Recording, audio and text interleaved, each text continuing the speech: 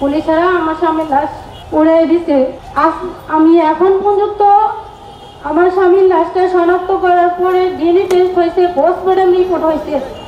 আমারে বলা হয়েছে যে ডিএনএ টেস্ট ম্যাচ করলে আমার স্বামীর লাশটা আমারে দিয়ে দিবে, কিন্তু এখন পর্যন্ত আজকে 1 বছর পার হয়ে গেল, 1 বছর 10 দিন হয়ে গেল, কিন্তু এখন পর্যন্ত আমার স্বামীর লাশটা আমি আমার নিজ এলাকায় নিয়ে দাফন করতে পারতেছি না। আমার স্বামী 5 আগস্টে আশুলিয়া থানার সামনে শহীদ হন। ওনার লাশটা পুড়িয়ে দেওয়া হয় ব্যাংক গাড়িতে স্টপ করে। পুলিশেরা আমার স্বামীর লাশ উড়িয়ে দিছে। আমি এখন পর্যন্ত আমার স্বামীর লাশটা শনাক্ত করার পরে ডিএনএ টেস্ট হয়েছে, পোস্টমর্টম রিপোর্ট হয়েছে। আমারে বলা হয়েছে যে ডিএনএ টেস্ট ম্যাচ করলে আমার স্বামীর লাশটা আমারে দিয়ে দিবে, কিন্তু এখন পর্যন্ত আজকে 1 বছর পার হয়ে গেল, 1 বছর 10 দিন হয়ে গেল, কিন্তু এখন পর্যন্ত আমার স্বামীর লাশটা আমি আমার নিজ এলাকায় নিয়ে দাফন করতে পারতেছি না। এই অনুমতিটার জন্য আমি কোর্ট থেকে পুড়ে পরে ডিসি স্যারের মানে এমন কোনো জায়গা সেক্টর বাদ নাই যে আমি যাই নাই, কিন্তু কেউ এখন পর্যন্ত আমার এই অনুমতিটা দিতেছে না, খালি সময় নিতেছে। সময় নিতে চাই যে 1 বছর পার হয়ে গেল, আমার স্বামীর লাশটুকু আমি এখন পর্যন্ত নিজের নিয়ে যেতে পারি না। এর জন্য আমি ছোট বাচ্চারা নিয়ে 1 বছর ধরে দৌড়াদৌড়ি করতেছি। আমার বাচ্চারা এখনো হাঁটতে পারে না আমার কুলে থাকতে থাকতে। আমার স্বামী এখন কিন্তু আমার স্বামী শহীদ হয়েছে দেশের জন্য উনি, কিন্তু এখন কিন্তু শহীদ মর্যাদা দেয় আমার স্বামী পায়নি। গ্যাজেট চুক্তি আমার স্বামী সরকারি খাতায় উঠে নাই। আমি কোনো আমার 2টা ছেলে, একটা ছেলের বয়স 11 বছর, চলে এটা 1.5 বছর। এখন পর্যন্ত আমার কোনো সরকারিভাবে কোনো অনুদান আমার পরিবার পায় নাই। আমার স্বামী ছিল আমার ইনকাম সোর্স, আমাদের পরিবারের আমার শ্বশুর শাশুড়ি সবাই আছে। আমি দীর্ঘ 1 বছর ধরে অনেক কষ্ট করে জীবনযাপন করতেছি, আর মানুষের দ্বারা দ্বারা ঘুরতেছি যে আমার স্বামীর লাশটা যেন আমার দিয়ে দেওয়া হয়, আর আমার স্বামীর নাম যেন সরকারি তালিকায় অন্তর্ভুক্ত করা হয়, যে দেশের জন্য শহীদ হয়েছে, ও আমার সন্তানটা যেন পরিচয় দিতে পারে যে আমি একজন শহীদের সন্তান। আমি আমার স্বামীর লাশটা দাফন করতে চাইছি। আমার বাচ্চারা আমার জিজ্ঞেস করে আমার বড় ছেলে যে মা তুমি বাবারে কবে আনবা? সোনার বাবা আমি দেখি, কিন্তু আমার বাবারা দেখি না। আমার বাবার বিষয় যে আমার বাবার তুমি দেশে আনো না কেন, কিন্তু আমি আমার সন্তানকে এখন কিন্তু কোনো উত্তর দিতে পারি না, কারণ আমি বিভিন্ন জায়গায় দইরা ব্যর্থ আজকে। আমার 2টা সন্তানকে আমি এই জন্য সবার কাছে বিনত অনুরোধ করবো যেন আমার স্বামীর লাশটা আমার দিয়ে দেওয়া হয়, আমি নিজ বাড়িতে মাটি দিতে পারি, আমার সন্তানটা যেন কইতে পারি যে আমার তোমার বাবার লাশের জায়গায় তোমার বাবার কবরটারে জিয়ারত করতে পারে, আর আমার স্বামীর নামটা গ্যাজেট জন্য হয়।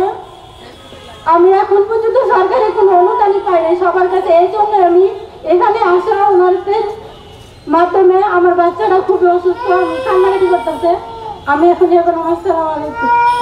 ছেলেকে যে আশুলিয়া থানার সামনে লাশ ভ্যানে স্তূপ করে রেখে আগুন দিয়ে জ্বালিয়ে দিয়েছিল, এটা তো সারা বিশ্বকে একটা লড়া দিয়েছে। আমরা কিছুক্ষণ আগে জানতে পারলাম যে মিডিয়া ভাইদের সামনে, সবার সামনে তিনি বলছে যে শহীদ পরিবার আবুল হোসেনের স্ত্রী, তাকেও আমার ছেলের সাথে একসাথে পুড়িয়ে দেওয়া হয়েছিল।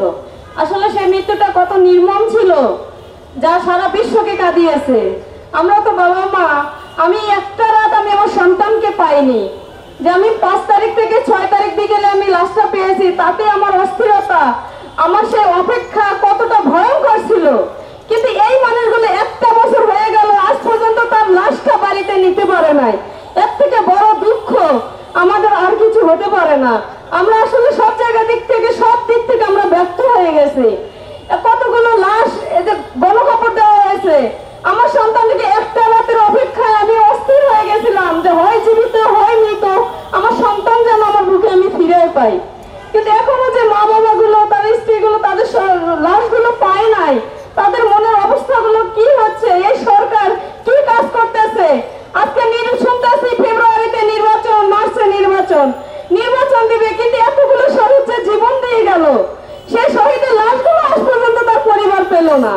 তো তাহলে সরকার কি কাজ করলো 1টা বছরে?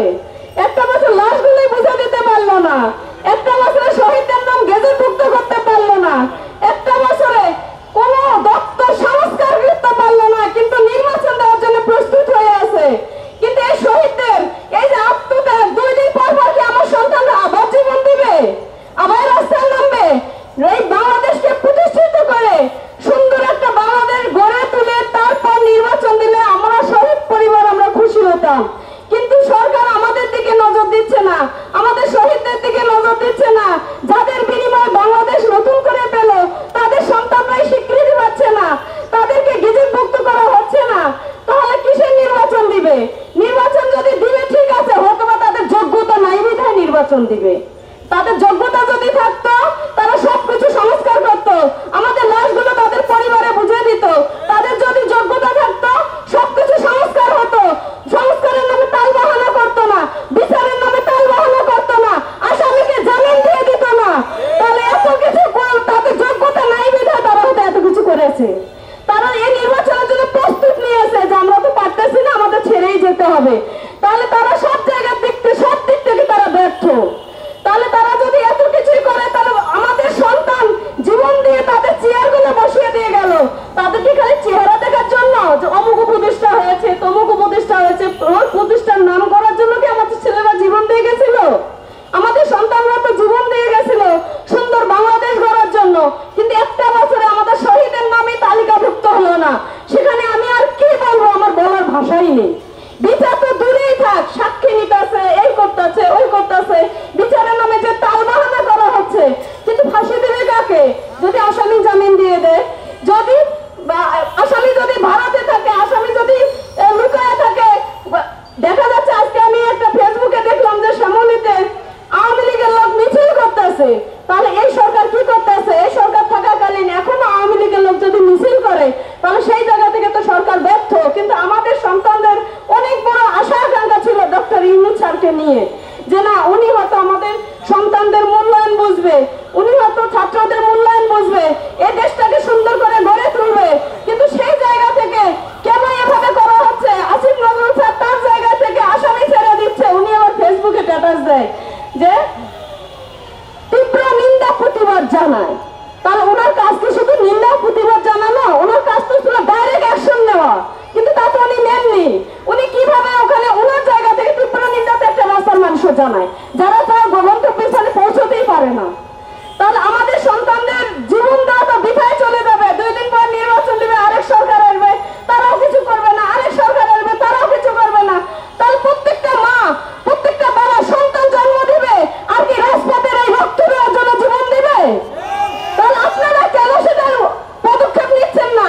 প্রত্যেকটা বাবা মা এটা সন্তান জন্ম দিতে কত কষ্ট হয় আপনারা হয়তো জানেন কিনা। আমার সজল যখন আমার বিবাহের প্রায় 5-6 বছর পর আমার সজল হয়েছে, কত আল্লাহর কাছে কান্নাকাটি করে আমার সন্তানকে আমি আল্লাহর কাছে চেয়ে নিয়েছি, নামাজ কালাম পড়ে আল্লাহর কাছে কত আপত্তি মিনতি করে। সেই সন্তান আমার চলে গেছে। এইরকম প্রত্যেকটা বাবা মা তার সন্তান যখন হয় না, আল্লাহর কাছে কত আপত্তি মিনতি করে একটা সন্তান জন্ম নিয়ে, সেই সন্তান যদি দেশপ্রেমিক হয় সে কি ঘরে বসে থাকতে পারবে? কোনোদিনও পারবে না। সেই সন্তানের রক্ত কি বারবার খাবার জন্য এই সরকার আসবে দুনিয়াতে? এই বাংলাদেশে সেই বারবার সরকার আসবে এই সন্তানদের রক্ত নেওয়ার জন্য? আমি মা হিসেবে আবেদন করে যাবো, আমাদের সন্তানদের বিচার আগে করতে হবে, তারপর হবে সংস্কার। আমাদের শহীদদের, আহতদের, জুলাই আন্দোলন যারা আহত হয়েছে, শহীদ পরিবার আছে, তাদের পুনর্বাসন, তাদের পরিবারগুলো চলবে কিভাবে? তাদের সবকিছু দিয়ে বাংলাদেশকে সুন্দর করে গঠন করে সংস্কার করে তারপর নির্বাচন দিতে হবে। আর যদি ডক্টর ইউনূস স্যার মনে করেন যে আমার পুরো টিম ব্যর্থ হয়ে গেছে, উনি আজকেই নেমে যায়। আমাদের ছাত্ররাই দিলেন না, আমার ছাত্ররাই যারা আন্দোলন করে আছে তারাই দেশ চালাবে।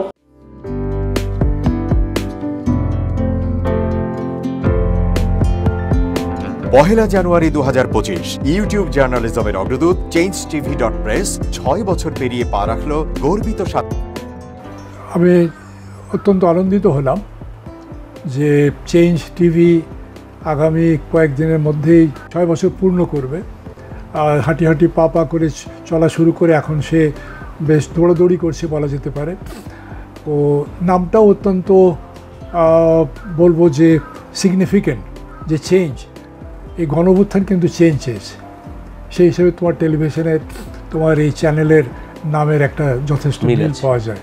আমার প্রত্যাশা যে এই গণঅভ্যুত্থানের যে প্রত্যাশা, যে আশা আকাঙ্ক্ষা, চেঞ্জ টিভি সেটিকে এগিয়ে নিয়ে যাবে। তোমাকে শুভেচ্ছা। চেঞ্জ টিভি যারা সম্পৃক্ত আছেন, যারা কর্মী আছেন, সামনে পেছনে সকলকে আমার শুভেচ্ছা। changetv.press এক ফোঁটা হলুদও নেই। Online TV channel change TV 6 বছর ধরে ওনারা কাজ করে যাচ্ছেন। ইতিমধ্যে জনগণের হৃদয়ে স্থান করে নিয়েছেন। প্রায় 22 লাখ সাবস্ক্রাইবার আছে এর। আর যে কোনো অনুষ্ঠান 10 লাখের মতো মানুষ এটা প্রতিদিন মানুষ দেখে থাকে। আমিও এই চ্যানেল নিয়মিত দেখি। তো চেঞ্জ টিভির পক্ষে আমির মোমিনুল মানিক সাহেবের উপস্থাপনা, প্রশ্নের ধরন, এগুলো জনগণ দেখতে চায়, শুনতে চায়। আমি চেঞ্জ টিভির উত্তরোত্তর সমৃদ্ধি কামনা করছি। changetv.press, এক ফোঁটা হলুদও নেই।